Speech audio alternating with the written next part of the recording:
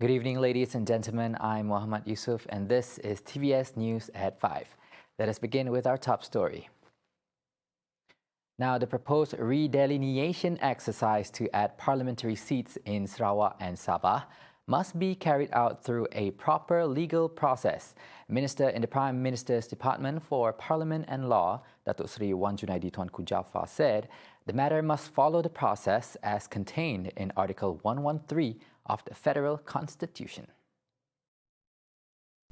He said according to Article 113 of the Federal Constitution, any review or study on redelineation exercise can only be done once every 8 years. Adding that the last redelineation exercise for Sarawak was in 2015, while Sabah in 2017. Commenting further, Wan Junaidi said after the 8-year period, a committee would then look into the need for a redelineation exercise, which would be chaired by Premier of Sarawak and Sabah Chief Minister. The committee will then submit the applications to the federal government. Once agreed, he said the matter will be implemented according to the process. Earlier on Monday, federal lawmakers from Sabah and Sarawak called in unison for an increase in the number of parliamentary seats of both bordering states and parliament. Meanwhile, commenting on the need to extend the Memorandum of Understanding on Transformation and Political Stability signed by the government and the opposition on September 13 last year, Wan Junaidi said the MOU had benefits that needed to be continued. He added that the MOU, which is effective until July 31st, has succeeded in leading to several amendments and proposed amendments to the Federal Constitution in the Dewan Rakyat, which have benefited the people, such as the anti-party hopping bill and limiting the term of office of the Prime Minister.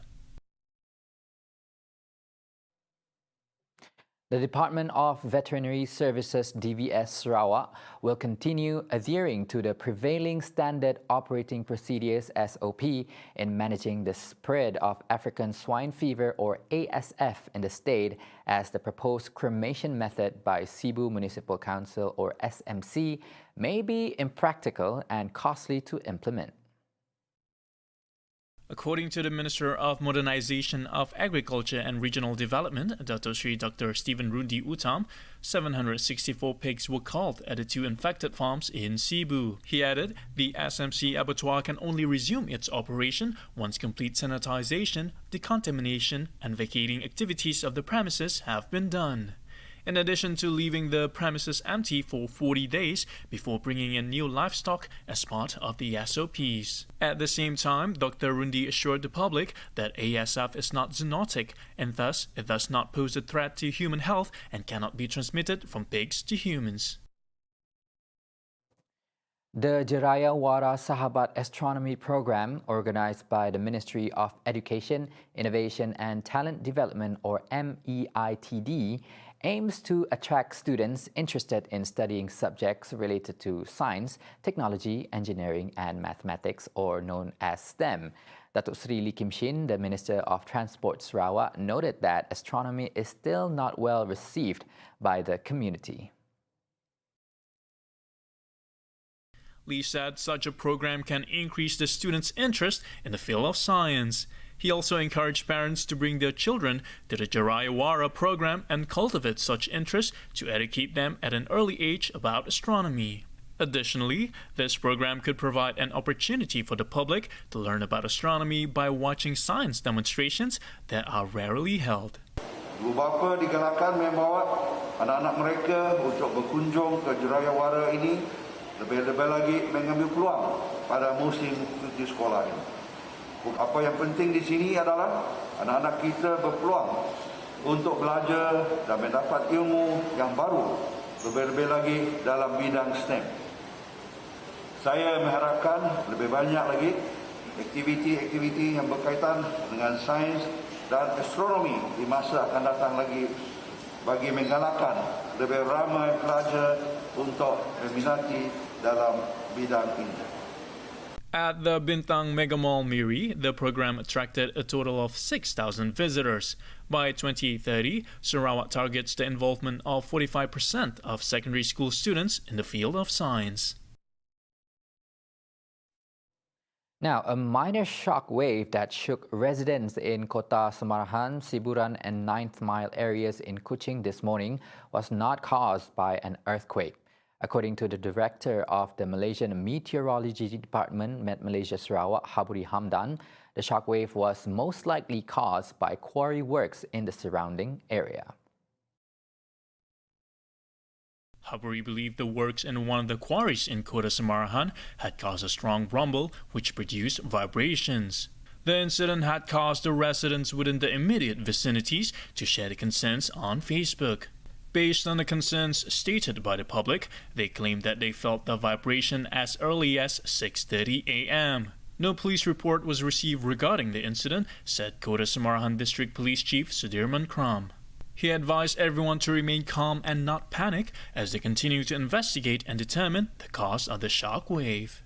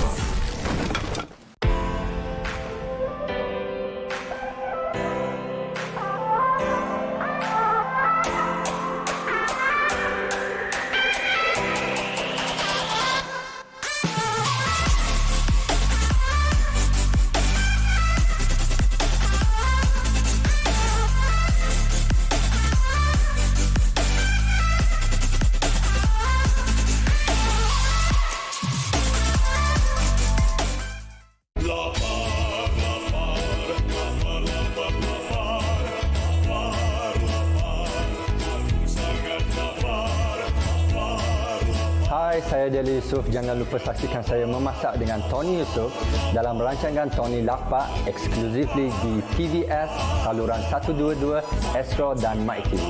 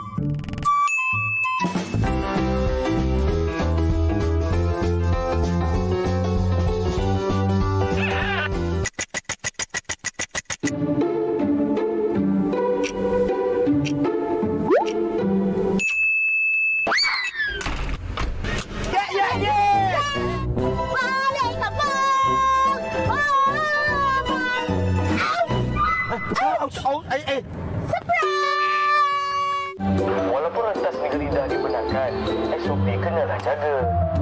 Pelitup muka. Dan buat ujian kendiri ke sebelum mulakan perjalanan.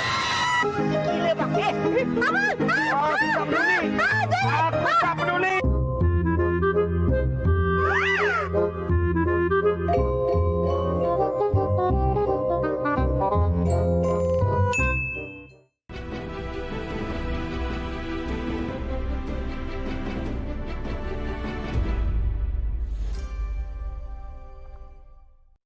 Welcome back to TVS News at 5. Now, the Johor state election saw Barisan Nasional or BN winning a whopping total of 40 out of 56 state seats. The official results were handed to Istana Johor on Sunday morning, March 13, by the chairman of the Election Commission, Dato' Abdul Ghani Saleh, to the State Secretary of Johor, Dato' Azmi Rohani. Ghani stated that the percentage of voters' turnout who cast their votes stands at 54.92%, involving a total of 1.42 million Johorians. Among the seats won by BN are Johor Lama, Kukup, Gambir, Tenang, Kahang, Sri Medan, and Palo. BN, which comprises of United Malaysian National Organization UMNO, Malaysian Chinese Association MCA, and Malaysian Indian Congress MIC, won 37, 15, and 4 seats respectively. Meanwhile, Pakatan Harapan won a total of 12 state seats, including Bantayan, Skudai, Senai, and Johor Jaya, to name a few. Perikatan Nasional won 3 seats, which are Endau, Maharani, and Bukit Kepong, whilst the Malaysian United Democratic Alliance, or MUDA, won its first seat in its first election outing, the Puteri Wangsa seat. Now, BN's win in the Johor state election will not affect the relationship among the cabinet ministers, which consists of representatives from different parties. Rather, the differences should instead be a reason to make better decisions and improve the livelihood of Malaysians. Prime Minister Dato Sri Ismail Sabri Yaakob stated that although the first cabinet meeting will only be held next week after Johor's state election, he is optimistic that all members of the Dewan Rakyat will be able to be professional. This has been proven, he said, during Malacca's state election that took place last year. Though they are rivals, such a notion was not brought into the Dewan Rakyat when a meeting takes place. Instead, every decision are made in accordance with the national policy and issues through democracy. Ismail Sabri stated this after launching the Malaysian Family Driving License Aid Program (BLKM) on Sunday, March 13. When asked whether the general elections GE will be held sooner than later, Ismail Sabri said it will only take place when the relevant aspects and parties are ready. Apart from that, the Prime Minister would need to have an audience with the Yang di-Pertuan Agong first, whether it is permissible to hold a general election. BN won a whopping total of 40 seats during the Johor state election that took place on Saturday, March 12th. It's official. Gabungan Rakyat Sabah GRS is now a registered coalition party. The matter was announced by Sabah Chief Minister Datuk Seri Haji Noor on Sunday. Hajiji said the coalition received their formal certificate of approval on Friday after submitting its registration to the Registrar of Societies ROS 2 weeks ago. He said the registration of GRS was due to the people's request of wanting to see GRS move as an official political entity. GRS is made up of Sabah Barisan Nasional, Sabah Perikatan, and Parti Bersatu Sabah (PBS). Hajiji added the main focus now is on the people and unity among the party and to continue Sabah's progress and development for the Rakyat. Wrapping up news at 5. The government is expected to announce Hajj costs and quota for this year early next month. According to Deputy Minister in the Prime Minister's Department for Religious Affairs, Dato Ahmad Marzuq Shari, the announcement would be made following a discussion between the Malaysian government and the Saudi government next week. Minister in the Prime Minister's Department Religious Affairs, Senator Dato Idris Ahmad, will represent Malaysia to discuss the SOPs and Hajj-related matters with the Saudi government. In another development, Ahmad Marzuq said the implementation of physical distancing during congregational prayers in line with the transition to the endemic phase of COVID-19 beginning April 1st is within the jurisdiction of each state. And that's all the time for TVS News at 5. Join Douglas Elliott for TVS Nightline, 11:30 p.m. tonight. Once again, I'm Muhammad Yusuf. Take care and have a good day ahead.